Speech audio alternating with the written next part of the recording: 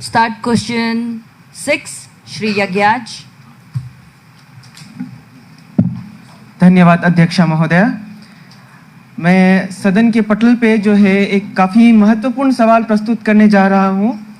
मैं लेकांग विधानसभा क्षेत्र का प्रतिनिधित्व कर रहा हूँ, जो पूर्वी अरुणाचल प्रदेश का एक भाग है। इससे पहले कि मैं अपना सवाल प्रस्तुत करूँ, मुझे भूपेन हजारिका की निम्नलिखित पंक्तियाँ याद आ जाती हैं, जो हमारे क्षेत्र विशेष की दुर्दशा को दर्शाती है। विस्तीर्ण पारोरे अखोंक्य जनोरे, हाहाकार हुनियो निखब्द नीरवे, बुढ़ा लुईत तुम्ही बुआ क्यों। जिस तरह से लोहित नदी असंख्य जन समूह का आवाज सुनने के बावजूद भी बिना किसी के शब्द को सुने अपनी ही गति से, अपने ही मन से बहती है, मुझे ऐसा प्रतीत होता है कि हमारे आपदा प्रबंधन मंत्रालय भी कुछ इस तरह ही काम कर रहा है। बावजूद इसके कि जो मेरा क्षेत्र है लेकांग विशेष, यह हिमालय की तलहटी में पड़ता है, जहाँ हर साल बाढ़, भूकंप, भूस्खलन इत्यादि आपदाओं से काफ़ी नुकसान होता है। 2024 के जून में ही कई बार बाढ़ आने के कारण से काफ़ी घर बर्बाद हुए, काफ़ी गांव उजड़ गए, काफ़ी लोग विस्थापित हुए। बावजूद इसके कोई ठोस कार्रवाई नहीं की गई। ये क्षेत्र भूकंप जोन 5 में भी आता है, लेकिन इसके बावजूद भी कोई कार्रवाई नहीं की गई। तो मेरा सवाल सीधा है आपदा प्रबंधन मंत्रालय से कि क्या वास्तविक समय यानी कि रियल टाइम डाटा को जनता तक सुलभ यानी कि एक्सेसिबल बनाया गया है। भारत सरकार के एनडीएमए द्वारा सचेत नाम का एक मोबाइल ऐप बिल्डअप किया गया है, जिसका थ्योरेटिकली स्पीकिंग काम यह होता है कि रियल टाइम डाटा में आपके इलाके विशेष में, आपके क्षेत्र विशेष में जो डिजास्टर होने वाला है, उसका डाटा क्षेत्र विशेष के लोगों तक पहुंचाया जाए। लेकिन क्या इस ऐप या इस तरह की जो चेतावनी प्रणालियां बनाई गई हैं ऑफलाइन मोड में सक्षम है कि नहीं, क्या इनमें भाषा का ध्यान रखा गया है कि नहीं, और क्या जो कम कनेक्टिविटी वाले क्षेत्र हैं उनके लिए इसे स्पेसिफिकली डिजाइन किया गया है कि नहीं। क्योंकि मैं जिस क्षेत्र से आता हूं वो काफी दूर दराज का इलाका है। वहां कई गांव अभी भी ऐसे हैं जहां पे कनेक्टिविटी के नाम पे आपको सिर्फ सिंगल टावर दिखाई मिलेगा। उसके अलावा क्या आपदा प्रबंधन मंत्रालय ने और सरकार ने रियल टाइम डाटा इकट्ठा किया है? क्या इन्होंने कोई एक डाटाबेस बनाया है जो स्थानीय जल स्तर, भूस्खलन और भूकंपीय गतिविधियों का निगरानी कर सके? क्योंकि बिना इस तरह की उच्च गुणवत्ता वाले यानी कि हाई क्वालिटी वास्तविक समय डाटा, रियल टाइम डाटा के कोई भी चेतावनी प्रणाली, वार्निंग सिस्टम बस एक औपचारिकता है, एक फॉर्मेलिटी बस रह जाएगी। इसका कोई यूज ही नहीं है, जो हम अभी भी देख सकते हैं लेकांग में। दूसरा सवाल यह है कि क्या जो इंफ्रास्ट्रक्चर बिल्डअप किया जा रहा है वो गिवन स्टैंडर्ड्स के हिसाब से है कि नहीं। हमने देखा है कि कई बार बाढ़ आने पे जो है, अभी पिछले साल ही जो है मियाँ बोरदुमसा का पुल टूट गया था, बावजूद इसके सरकार क्या कदम उठा रही है कि जो हमारे इंफ्रास्ट्रक्चर डेवलपमेंट हो वो इन सारी समस्याओं को मद्देनजर रखते हुए ही डेवलप किया जाए। You have 1 minute to wind up. 1 minute ma'am. और इसके अलावा क्या गांव के लेवल पे, ग्राम समाज, ग्राम सभा के लेवल पे जो डिजास्टर मैनेजमेंट की ट्रेनिंग होती है, उसके लिए सरकार ने कुछ योजनाएं, कुछ प्रोविजंस बनाए हैं कि नहीं? मैं आपका ध्यान इस पे भी देना चाहूँगा कि अरुणाचल के बाहर में कई सारे क्षेत्र हैं जिनको आपदा प्रतिक्रिया प्राथमिकता क्षेत्र, डिजास्टर मैनेजमेंट प्राइमरी रीजन के रूप में घोषित किया गया है कि यहाँ पे कोई भी आपदा होती है तो उसके लिए पहले से ही एक स्पेशल बजट, एक स्पेशल प्रोविजन करके दिया जाए। लेकिन हमारे लेकांग क्षेत्र के लिए क्या अभी तक सरकार ने ऐसा कोई प्रोविजन लाने के लिए सोचा है कि नहीं सोचा है? सोचा नहीं है तो कब लेके आएंगे वो? और सार्वजनिक जो सुविधाएं हैं, स्कूल हो गया, कॉलेज हो गए, जो बाकी पुल सड़क हैं, उनको जो है सरकार पुनरुत्थान, पुनर्निर्माण के लिए कितना बजट एलोकेट कर रही है, क्या कर रही है और कैसे उसके ऊपर काम कर रही है? क्या इसके बारे में आपदा प्रबंधन मंत्रालय जो हमें जानकारी दे सके तो काफ़ी मेहरबानी होगी। मैं अपनी वक्तव्य को इस बात से ख़त्म करना चाहूँगा कि रामधारी सिंह दिनकर हिंदी के प्रसिद्ध कवि हुआ करते थे। उनकी 2 लाइनें हैं, जो भरा नहीं है भावों से जिसमें बहती रसधार नहीं, जो भरा नहीं है भावों से, जिसमें बहती रसधार नहीं, वो हृदय नहीं, वो पत्थर है जिसमें स्वदेश का प्यार नहीं। मेरे दिल में अपने क्षेत्र के निवासियों के लिए काफ़ी वेदना है मैडम, काफ़ी दुख है जब मैं देखता हूँ उनकी तकलीफ़ों को। मैं आशा करता हूँ कि अपना आपदा प्रबंधन मंत्रालय और सरकार जो है इस पे ध्यान दे और इसके लिए द्रुत गति से कार्य करे। धन्यवाद महोदय।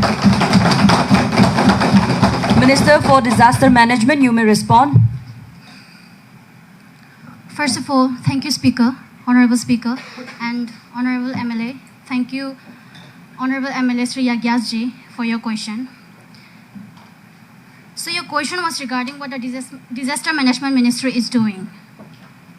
With all the disaster coming, especially in the eastern part of Arunachal Pradesh. First of all, I would like to say is that, first and foremost, NDRF and SDRF, National Disaster Response Force and State Disaster Response Force.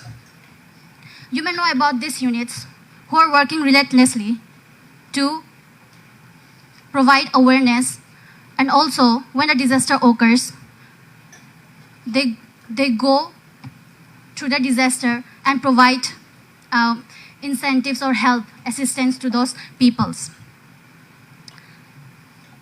And first of all, NDRF and SDRF. SDRF in Eastern Arunachal Pradesh is stationed in Pasighat and Teju. And they are working not only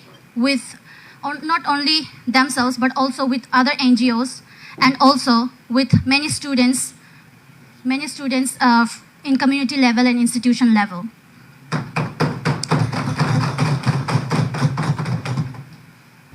Minister, you may reply.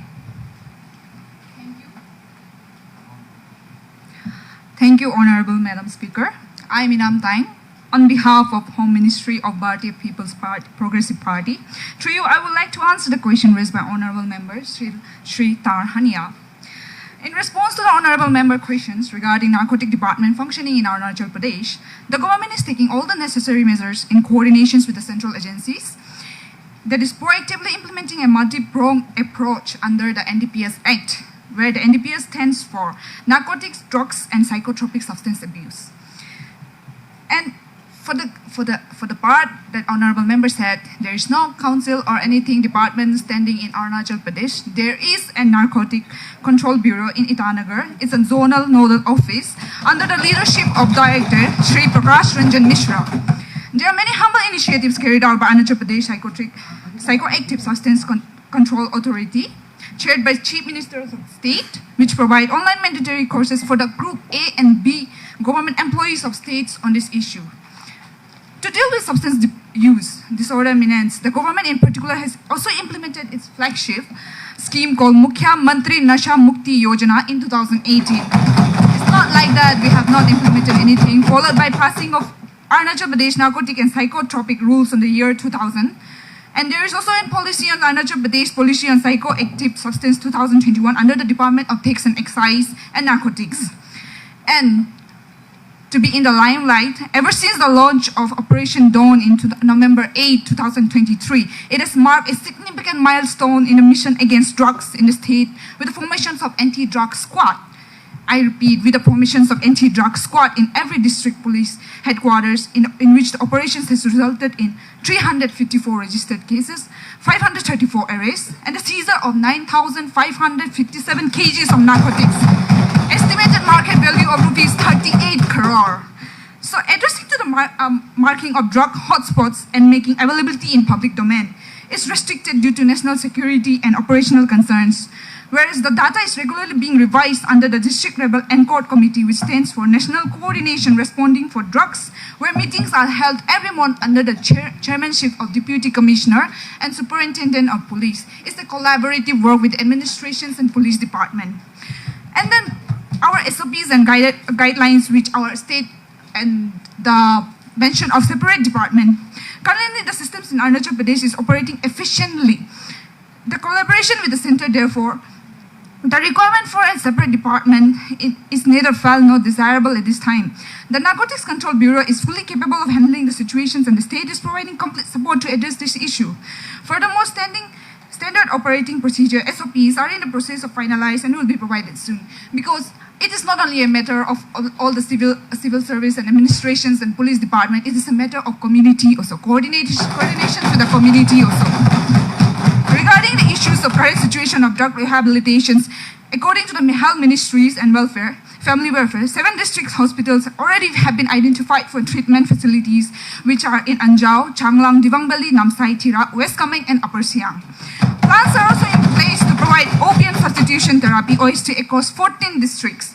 Also, not to forget Mother's Vision, an NGO funded by Padma Shri awardee Jumde Yongam, a government that operates 30-bed spirituality-driven de-addictive and rehabilitation centers. And about the livelihood policies, alternate livelihood policies, our honorable member has put in the limelight. There is a pilot livelihood programs which has already been initiated in districts like Changlang and Chirap with opium-free village campaigns supported by NGOs and state officials. Our India, which is a democratic country, after independence, it didn't become a democratic country in one day. We are experimenting and our policies are ongoing and more to follow are to come.